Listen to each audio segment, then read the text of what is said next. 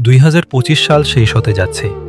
এই বছরটা আমাদের অনেক কিছু শিখিয়েছে, কিছু হাসি, কিছু কষ্ট, আর অনেক না বলা অভিজ্ঞতা। আমরা সবাই কিছু না কিছু হারিয়েছি, কেউ সময়, কেউ মানুষ, কেউ নিজের পুরনো স্বপ্ন। কিন্তু একটা কথা খুব কম মানুষই ভাবে, 2025 যদি কঠিন হয়ে থাকে, তার মানে এই না যে 2026ও একই রকম হবে। নতুন বছর মানে নতুন ভাগ্য না, নতুন বছর মানে নতুন সুযোগও না, নতুন বছর মানে পুরনো ভুলগুলো আর না করার একটা সিদ্ধান্ত।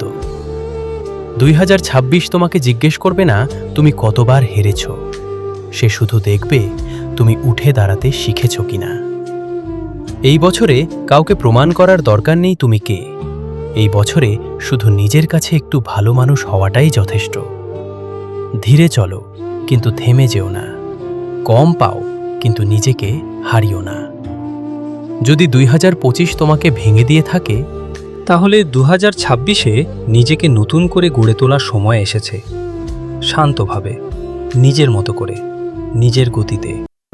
2026 তোমার জন্য অপেক্ষা করছে। তুমি প্রস্তুত হয়ে নয়, তুমি সৎ হয়ে ঢুকলেই চলবে।